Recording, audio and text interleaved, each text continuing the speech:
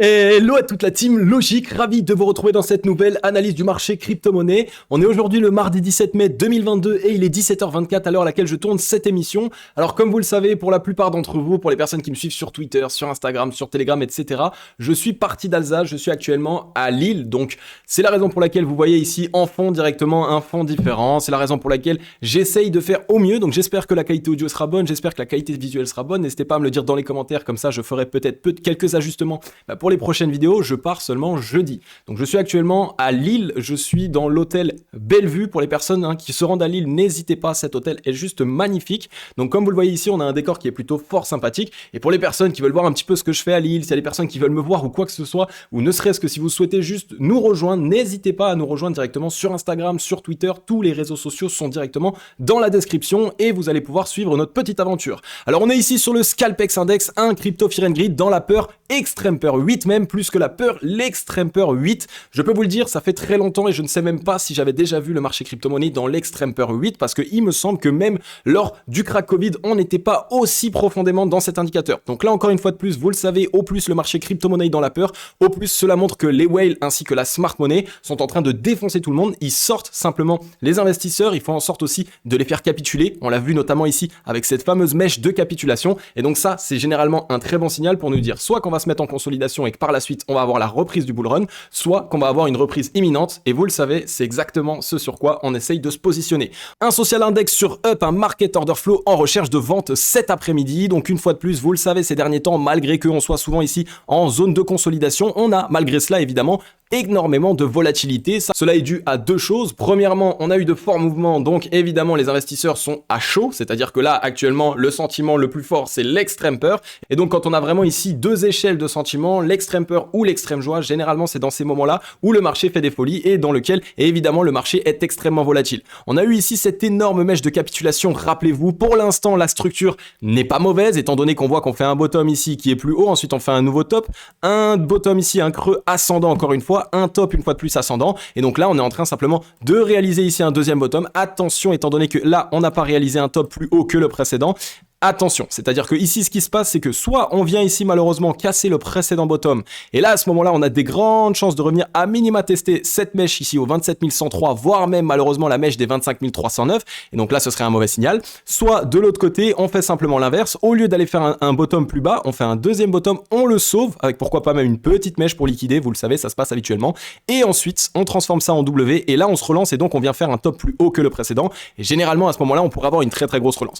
Donc là on est en 4 heures une fois de plus sur le Scalpex Index, vous le savez, donc c'est plutôt court-termiste. Surveillez très attentivement ce qu'il va se passer parce que là ça va être assez important. C'est soit la relance et donc à ce moment-là généralement on repasse à minima au-dessus des précédentes mèches qui étaient ici aux 32 000, 33 000 $. Donc ça nous permettrait d'avoir un premier mouvement, un premier rebond assez impulsif sur le Bitcoin. Soit malheureusement on fait un bottom plus bas que le précédent et là à ce moment-là ça pue. La seule chose que je voulais noter ici en 4 heures c'est que à part ici cette énorme mèche de capitulation qu'on avait mis en place, on n'a vraiment pas beaucoup de mèches. Regardez ici, que ça soit sur les points bas ou sur les points hauts, on n'a pas beaucoup de mèches donc on n'est pas forcément en train de chercher ici une liquidation ou alors le marché sait déjà quel mouvement est-ce qu'il veut mettre en place et donc on risque d'avoir un mouvement très fort prochainement pour aller liquider une certaine entité, une certaine team, donc soit les acheteurs, soit les vendeurs. Donc le fait qu'il y ait vraiment pas beaucoup de mèches, ça montre attention que le marché est mûr et qu'il sait dans quelle direction est-ce qu'il va partir, donc ça risque de se faire très prochainement ou alors on a simplement une énorme mèche qui se met en place, donc c'est à deux possibilités, soit on met en place ici une énorme mèche à la hausse, on repasse au-dessus des précédents tops et après on se fait revendre et après là on repart du coup bien plus bas, ce qui serait un très mauvais signal, soit simplement on fait un espèce de mini flash crash, donc une petite mèche ici qui repasse sous les précédents bottoms pour éviter qu'il y ait trop de personnes dans le train, on liquide tout ça, on rachète et par la suite boum,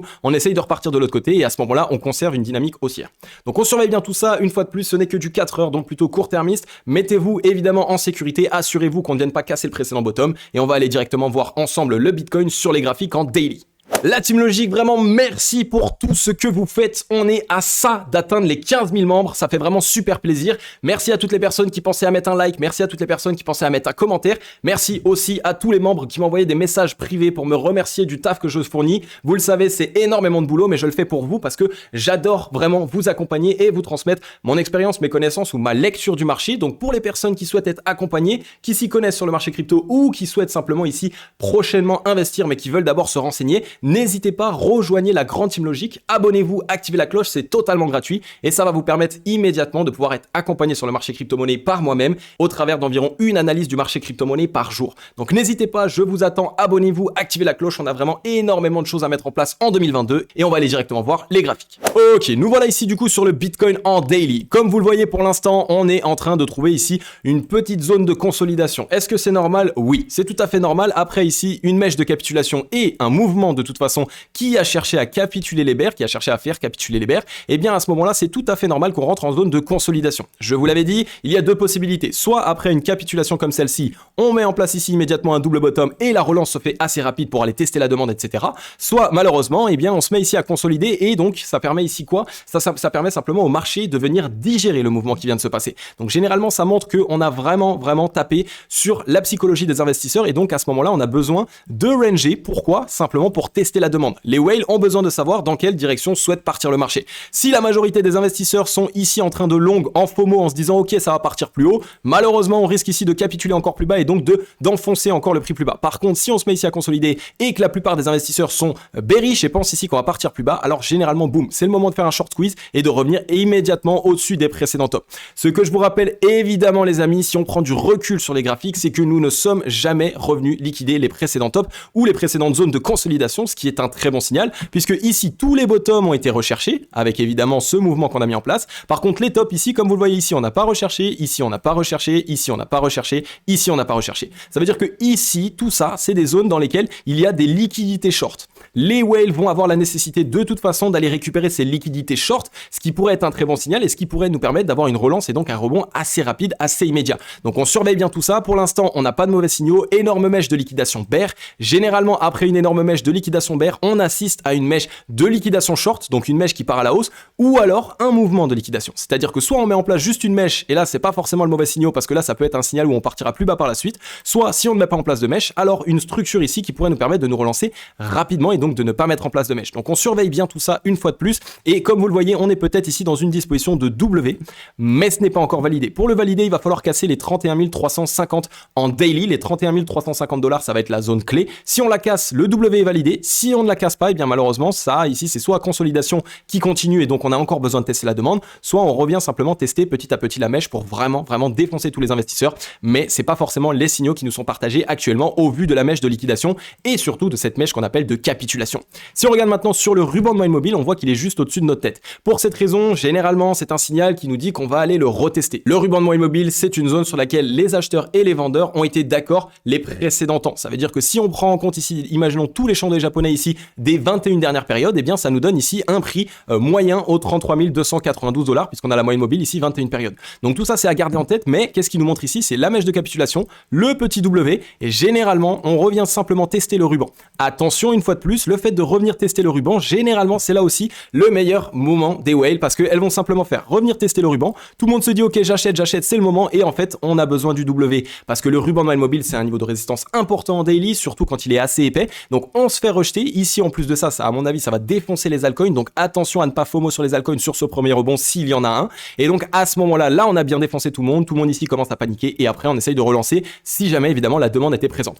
Donc on surveille bien tout ça, un Bitcoin qui n'est pas dans une mauvaise disposition. On voit qu'on avait eu du très fort volume ici, qui n'a pas été que vendeur, il a aussi été acheteur puisque les liquidités ont été absorbées par les acheteurs. Donc on assiste à une consolidation. Maintenant évidemment ce qu'on cherche c'est de premièrement ne pas réaliser un bottom plus bas, parce que si on va plus bas, c'est là ici malheureusement un signal qui reste bearish. Je vous rappelle que pour l'instant nous sommes toujours dans une dynamique qui est dite baissière. Donc pour l'instant on ne cherche pas tout de suite de points d'entrée. Ce qu'on va attendre c'est des structures de retournement, des W. Dès lors qu'en daily on aura ici des structures de retournement, à ce moment-là on pourra essayer d'avoir des scénarios plutôt haussiers étant donné que la dynamique sera de nouveau haussière. Ensuite pour les investisseurs sur Ethereum, là aussi on va le passer. Ethereum, pas forcément énormément de différence par rapport au Bitcoin, à part qu'on vient à peine ici sur la journée, ici c'était le 12 mai 2022, de réaliser la fameuse mèche de liquidation, la mèche de capitulation. Donc sur Ether on est aussi allé chercher, ça a permis ici d'avoir un Ether aux 1803 $, mais on est déjà de retour aux 2000 $, ce qui est un très bon signal. Ça nous montre que les investisseurs actuellement sont ok pour se dire qu'un Ether peut valoir 2000 $. Attention maintenant, le rebond qu'on a eu a été avec un volume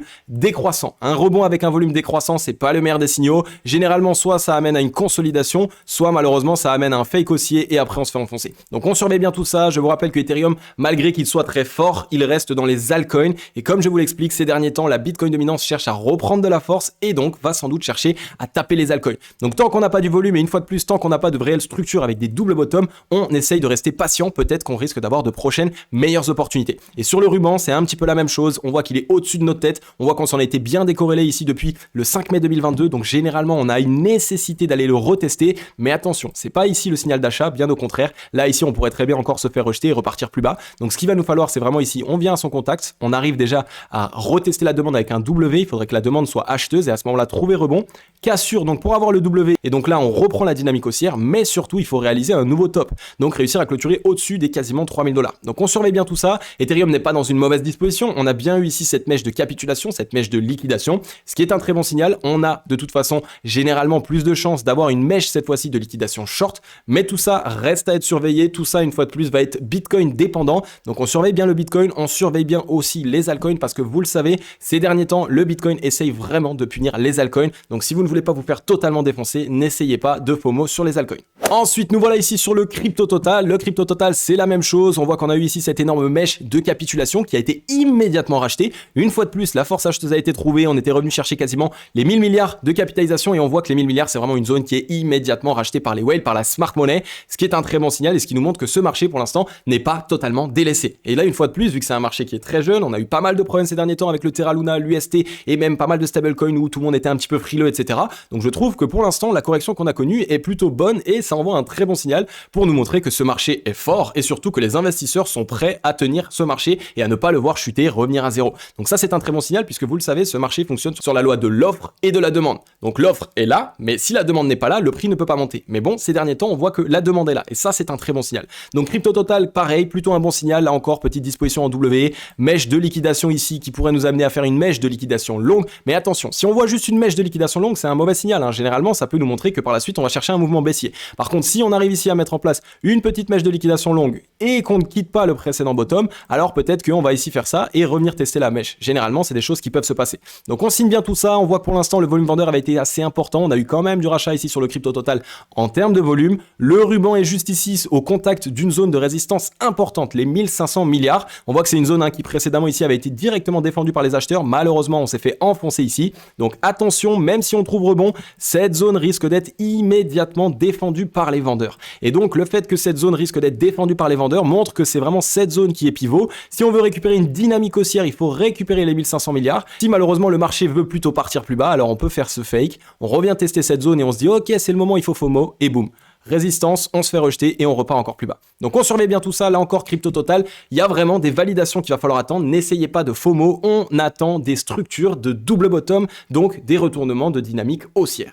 Et ensuite, nous voilà très rapidement sur la Bitcoin dominance. Bitcoin dominance, là, on est enfin dans une structure haussière et ça va me permettre de vous montrer du coup qu'est-ce qu'un W et pourquoi est-ce qu'on a repris une dynamique haussière. Bien, regardez ici, on voit qu'on avait eu ici une consolidation. Par la suite, on a eu même une correction avec ici un top de plus en plus bas. Et donc là encore, ça nous montre qu'on était dans une dynamique baissière. On est revenu chercher un niveau de support, les 41,41%. Et là, comme vous le voyez, on a un premier bottom ici et un deuxième bottom ici. Le premier bottom est plus bas que le deuxième bottom et ensuite ce qu'on a fait c'est qu'on a cassé la ligne de coup ici au 42,74%. Donc voilà ici le W qui s'est bien validé et qui nous a permis du coup comme vous le voyez d'avoir une très très belle relance ici de la Bitcoin dominance. Donc on surveille bien tout ça, là encore une fois de plus je vous rappelle la Bitcoin dominance. Quand elle prend en valeur, qu'est-ce que ça nous envoie comme signal? Ça nous montre attention que le Bitcoin veut reprendre de la dominance et donc que ce sera au détriment des altcoins. Donc même s'il faut aller totalement défoncer les altcoins pour faire en sorte que le Bitcoin reprennent de la ferveur, et bien généralement c'est ce qui est fait. Donc le W ici est un très bon signal, ça nous montre vraiment que le Bitcoin est en train à nouveau de faire en sorte que tous les regards soient tournés vers lui, et quand tous les regards sont tournés vers lui, généralement ça nous montre qu'il est en train ici d'essayer de prendre une décision pour entamer un certain mouvement, et vu que là on vient d'un mouvement baissier, on a peut-être des chances d'avoir un certain mouvement haussier. Je vous rappelle qu'on a une énorme zone de résistance au 47,13 juste au-dessus de nous, donc là on a eu ce beau départ, ce beau W, on pourrait revenir tester ici à un niveau de support, et attention, ça pourrait être vraiment le fake, ça veut dire que ici on se fait une correction, on revient tester ce niveau de support, donc les altcoins explosent, tout le monde se dit c'est le moment, les altcoins, allez, et finalement, boum, on trouve le rebond, on repart de l'autre côté, et là je peux vous dire que toutes les personnes qui avaient acheté les altcoins, ils se prennent moins 12, moins 15, moins 20%. Donc attention attention, surveillez bien la Bitcoin dominance, surveillez bien le Bitcoin, c'est ces deux indicateurs, ces deux actifs entre guillemets, puisque la Bitcoin dominance techniquement n'est pas un actif, mais bref, c'est ces deux indications qui vont être extrêmement importantes pour nous assurer d'une reprise haussière et surtout pour nous assurer qu'on ne fait pas fausse route en essayant d'acheter des altcoins.